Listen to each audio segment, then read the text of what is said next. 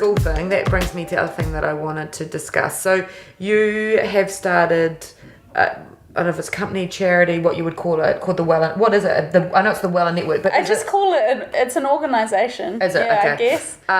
Yeah, I don't know if you had Gonna like a be brand. gonna be a charity as well. Yeah, I'm just in the process of registering as a. Oh, great. Just so I can apply for grants and funding and stuff like that. So what is?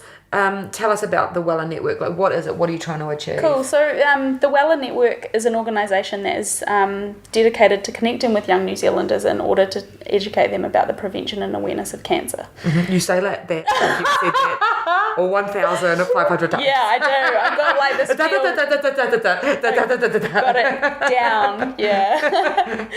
Yeah. So basically what I want to do is just get out there and talk to as many young people as I can to make sure that they have the tools to protect themselves, the tools that I guess I didn't have. I mean, I think it was too late for me, really, because of the aggressive nature of the cancer I had. But I'm lucky that I went to the doctor when I did, because it could have been very different if you're still obviously hard and fast on like the best thing you can do is early prevention is everything, isn't it? Yeah, because if you pick it up earlier, breast, anything else, the treatment options are far less invasive. Yeah. And I guess you've got more options available to you potentially as well. Like the longer, the narrower the field of what they can do, isn't it? Yeah. And the problem is that with younger people, we tend to get more aggressive subtypes of cancers. Really? Women and breast cancer, yeah, definitely. So it's better to pick it up a lot sooner than. And I also thought what was interesting as well is because you said part of the focus is because when you obviously were going through that treatment and having that, you felt there's a lot of attention on the like an older bracket, that breast cancer has much of focus on that, and you thought, which I thought was interesting, it's kind of like you kind of forget that there's a lot of younger girls like 35 and below say that are getting breast cancer, but the stats and the research and maybe the awareness is more like targeted to that post 45 or whatever sort of market. That was part of your reason too, wasn't it? Because talking about statistics, it's pretty up there around the age of 50, so that's where as a majority so that's where most women get diagnosed, around the 50-year age group. So that's really good that the screening starts at 45, but some GPs are recommending you start at 40. But underneath that age group there's nobody out there communicating with young women.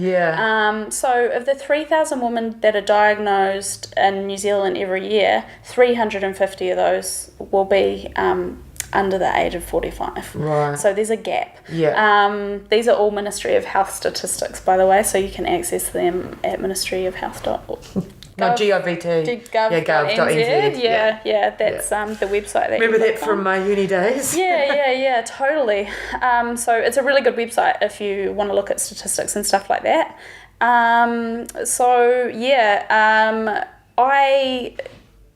When you get diagnosed with a life-threatening illness, you have to learn about it very quickly. And I didn't really know anything at all. I was pretty alarmed to find out that breast cancer is the most common cancer in women worldwide. Really? It's also the most common cancer in women in New Zealand. Yet we're not taught about it at home or at school. Because to be fair, thinking about when we met and stuff, and I know you give your business card out, and on the back of that is like 5 tips or whatever, which you've got here with you. Yeah, my little checking cards. Yeah, and I thought, I remember you reading them out or something like that, and I thought, man, I wouldn't have known. Oh no, there's one I know about the nipple, something is a nipple discharge. Oh no, inversion or the feel or something like that. And I thought that was the only one that I kind of like would have been able to like say off the top of my head that is like something you should look out for. But like a whole list of 5 things, I was like, I don't know that. And I was disappointed at myself that I thought I don't know more of like, you know about CPR or whatever else. It's kind of like, 3 or 4 signs or symptoms that you could look for. And then I thought, God, if I don't know, I'm sure there's loads of people that probably wouldn't have any idea of change. But then I thought the biggest thing is it's always just change. If you see a change, isn't it? So it's any changes. So if a lot of the messaging that I'm trying to give is, know what normal looks and feels like for you, so you're able to identify what isn't. And while I'm talking about my experience with breast cancer, that can be applied to your whole body. And I encourage people, you know, if you're not sure about something, keep an eye on it for a week, and if it doesn't go away, then please go to the doctor. If you're young and you don't want to go to your doctor, then talk to an adult you can trust. Like when I'm in schools, I'm like, go to your school health nurse, talk to your guidance counsellor, tell a teacher you can trust, or talk to your friends, and then they can support you to, you know, possibly, or you know, move forward and talk to a GP. So please don't sit on it. If there's something going on within your body and it's not normal for you, then please seek medical advice.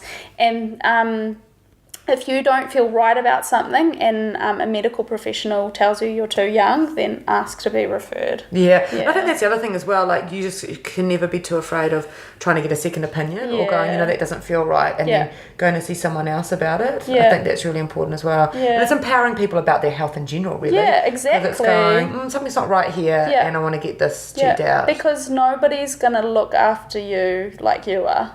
Yeah, and no one knows your body like you do. Exactly. So if you know there's been a change, it's like, this is not right, but something's going on here. Yeah, exactly. And I think that's the other really important thing as well. Be proactive. Yeah. So is the vision for the Wella Network just to get the message out for young women as much as possible? Yeah, pretty much. So I've got like a giant plan, but I have to, you know, stay in my lane. Yeah. So it's all about education. Yeah.